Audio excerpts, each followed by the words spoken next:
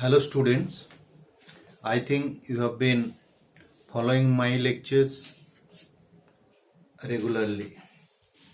So today we will be starting one new chapter, that is income from house property under Income Tax Act. So here these are the steps are there.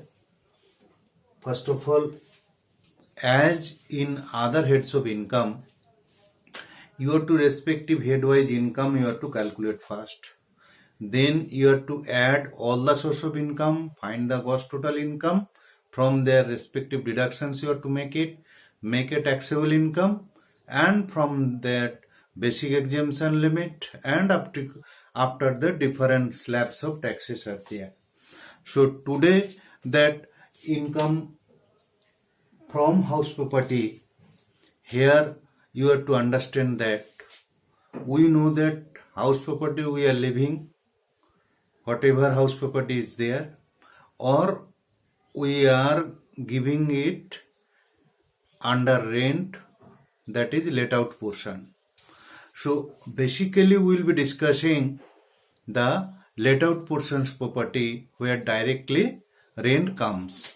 So today we will be starting income from house property, let out house property purpose, how you have to calculate that income from house property, that you have to understand. How we will be doing for that?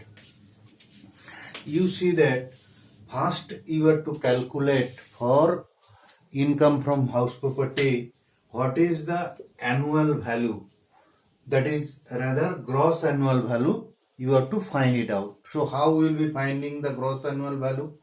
That will be going for this thing. So this is the basic format actually. Then respective stage will go. So gross annual value, some figure will come. From there you have to deduct the municipal tax.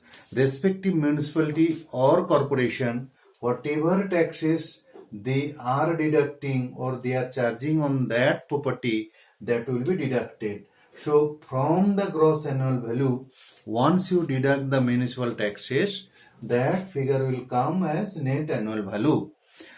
Right? Net annual value, got it? From there, you have to give the deductions under section 24 of the Income Tax Act. One is your standard deduction. What is the standard deduction we will be deducting? That is section 24A. That is standard deduction. You have to deduct that amount, and interest on borrowed capital, that is will be 24B. Under deduction under section 24, no, whatever deductions will be given, you have to keep in mind all these sections. Okay, so all these deductions will be under section 24, standard deductions, and interest on borrowed capital purpose will be going. So for your calculations of income from house property purposes, first and foremost work is to find the gross annual value. That means how to calculate the gross annual value. So gross annual value will be coming in these 4 steps. You have to 4 or 5 steps you have to follow for to calculate your gross annual value. First you have to identify what is the reasonable expected rent. That is very vital. What is the reasonable expected rent? We will be going for subsequent part. You understand now, this is the 4 stages. Reasonable expected rent. Okay. So you need not just like that, whatever rent you have given, that is not a point. Point has to be then what will be the expected rent of similar type of property or similar locality. That reasonable expected rent we have to find it out. This will be the your step 1 work. Step 2 work will be find out the rent actually received or receivable after excluding unrealized rent, but before deducting loss due to vacancy. You see that second part will be actually how much you have received against the let out property, received or receivable. In cash you have received, or it is outstanding, you will be receiving, that is receivable. From that amount you have to unrealized rent. What is that unrealized rent? You could not realize any amount of rent, that will be giving a deductions for. That means net of your rent received or receivable minus your unrealized rent, but before deducting loss due to vacancy. But whether any vacancy portion is there, before deducting these portions, you have to calculate this thing. You remember that this stage loss due to vacancy will not come into the picture. You have to state way rent received or receivable, state way you have to deduct the unrealized rent, that rent which you could not realize. So step 3 will be which one is higher, either step 1 or step 2 figure, which one of this figure is higher, you have to take into consideration. That means whether reasonable expected rent and the rent actually received or receivable, out of that whichever is higher, that will be taken into consideration your first step, right? Out of the both two alternatives, higher figure you have to take it. Now step 4, find out the loss because of vacancy. You see that vacancy portions we have not considered in step 2. That is coming in your step 4, vacancy portion, how much your loss is there. So that loss you have to minus it. Step 3, whatever figure is coming, either 1 or 2, whichever is higher, from there loss due to vacancy, if you may get it minus, then you will be getting the gross annual value. You got that? So gross annual value calculations is very vast, and first and foremost your step that you did it. From there you are deducting the municipal taxes, there is no problem, and we will be going for deductions wise. Now we will be understanding that how this reasonable expected rent be calculated. So reasonable expected rent, how will be calculating? That will be coming this stage.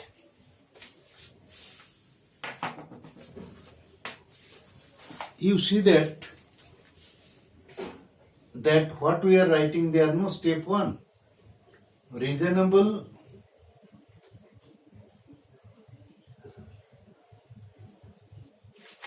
rent, that is covered under section 23(1)(a). So what is that reasonable rent? The sum for which the property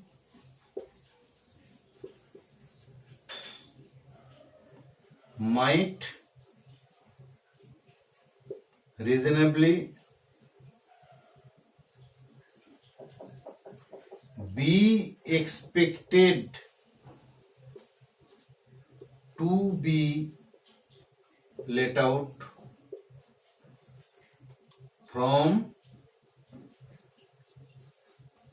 year to year. You see that reasonable expected, from term itself it is clear that you are expecting some amount from year to year, but which should be reasonable, logical, expected. That reasonably term also will be clarifying in subsequent stages. What are those reasonable? Number 1 options, your municipal value, A.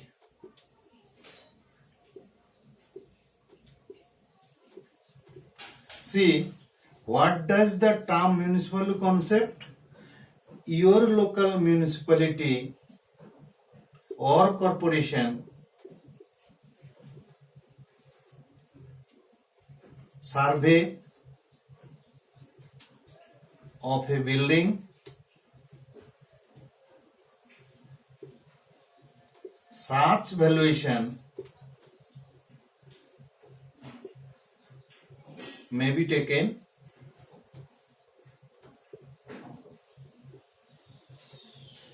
as the earning capacity, very important, earning capacity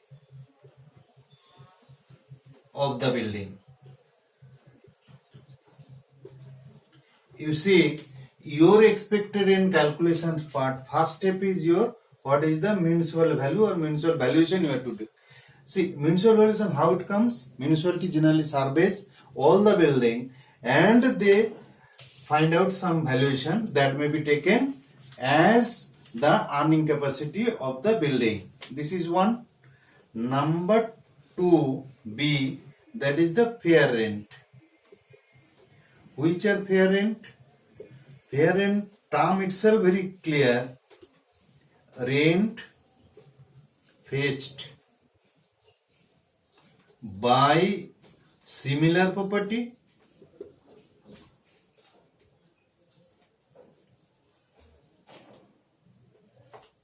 in the same or similar locality. Okay, you see that municipal survey one figure is coming, one is that municipal valuation one figure is coming, and your fair rent is coming that similar type of property in that locality, how much the generally the rent fetched, rent expected, that type of similar type of property, what is the rent for that? So you are finding these two figures, A or B, then you have to take whichever is higher.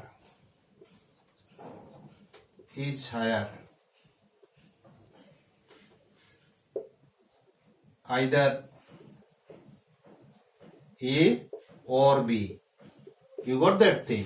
Suppose if your municipal valuation is fair rent is more, then municipal value will be taken as the reasonable rent.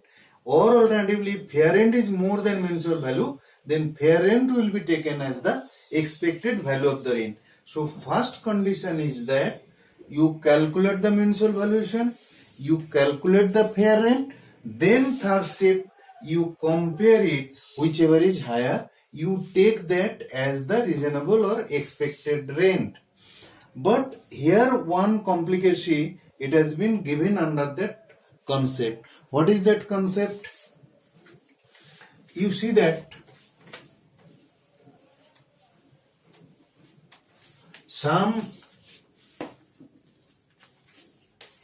cases, if the property is covered under Rent Control Act,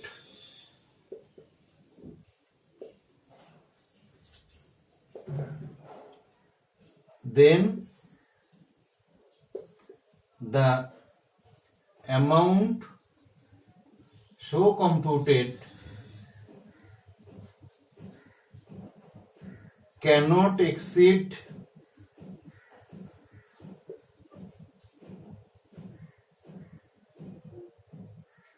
standard rent.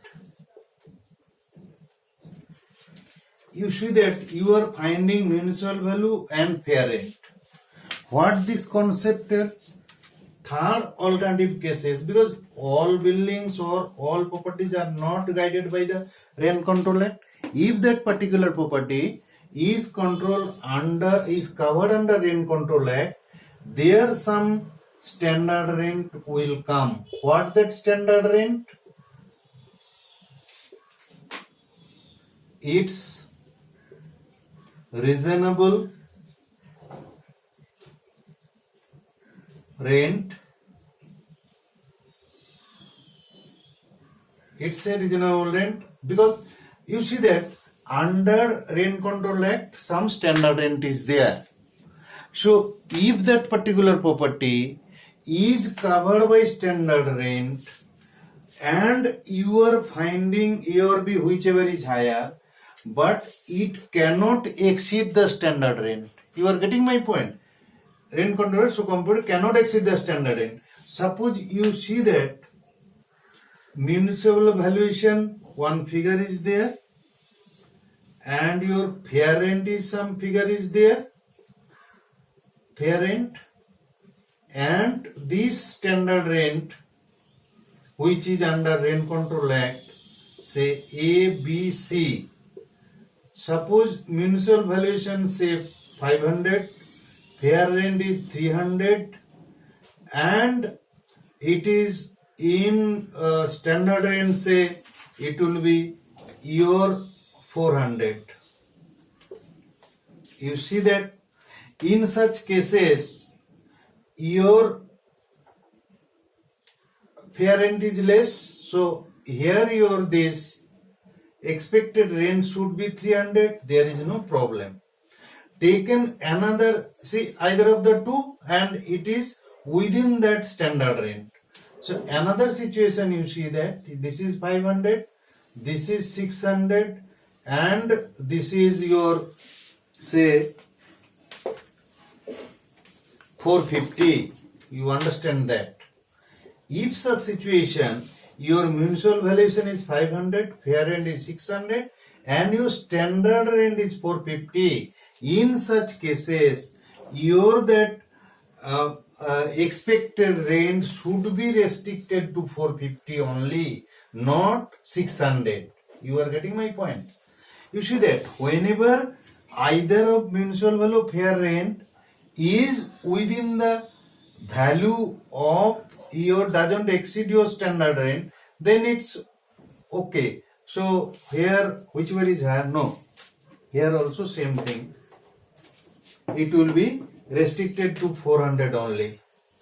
Here also it is restricted to 450 only, because both the cases your that expected rent is more than your standard rent, then it is restricted to this thing. In another situations, if you see that this is 400, 300, and this is 450, in such situation, out of the two, your 400 will be this thing.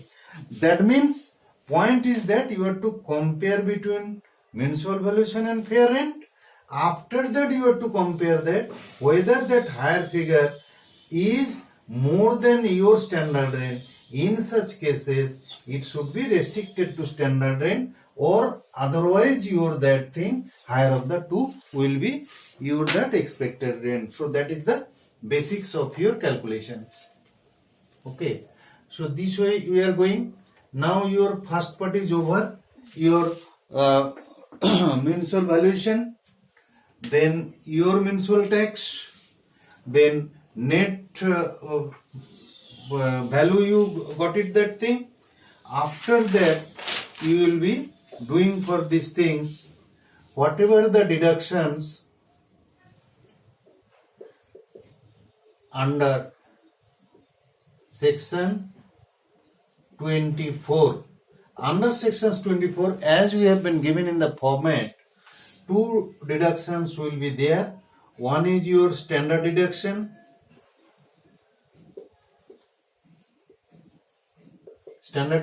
this will be under 20 section 24A. Here 30%, how much this thing? 30% of annual value is deductible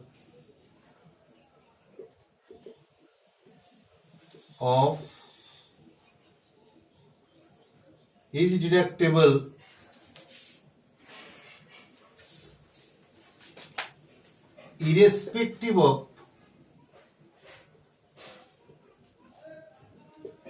of any expenditure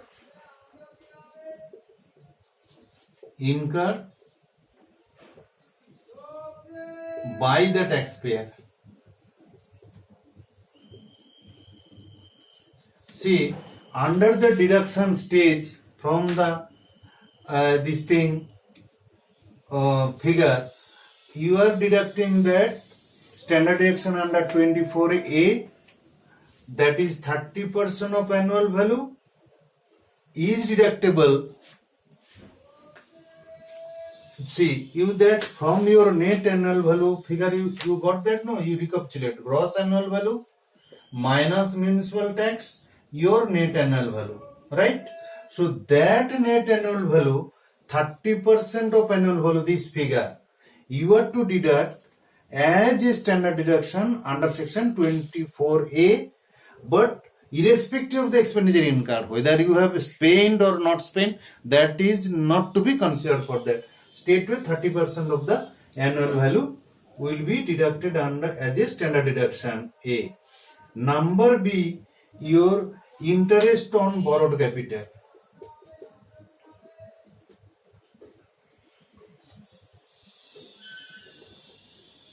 See which head? This will be section 24B.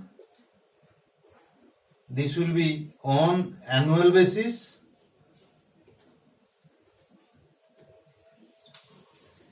And here one thing is that interest on borrowed capital, borrow what purpose? Either the capital is borrowed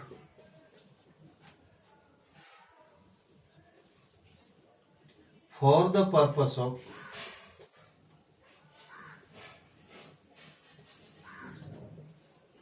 purchase, construction, reconstruction or renewal. That means you have taken the loan for the purpose of the property purchase purpose, construction purpose, reconstruction, renewal purpose. So loan for some other purpose you cannot consider here. So interest on borrowed capital, if it is for this specific purpose, that interest also deductible. So you now understand that your gross annual value, as you have calculated step way, minus municipal tax, what tax this thing, that is net annual value. From there your deductions under section 24, out of that number 1 your standard deduction, which is 30% of your annual value irrespective of the expenditure. B, your that calculation is interest on borrowed capital. We are recapitulating just. After deducting your that, this net figure will come your income from house property.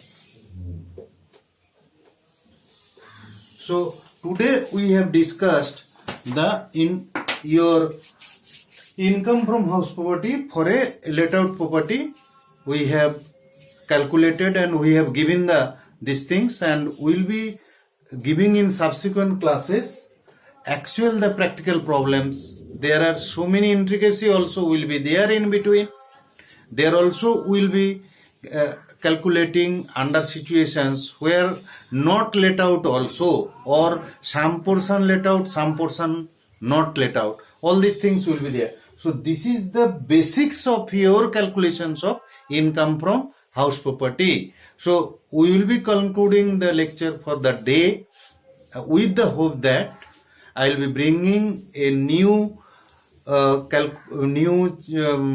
class for your income tax calculations, practical problem solution sessions for income from house property. So today we are concluding with the hope that you please do subscribe to my channel, so that whenever a new video will come, it will be coming to you, and at the same time I will be inspired to bring more videos for your exam purposes. We are concluding the video here. Have a good day.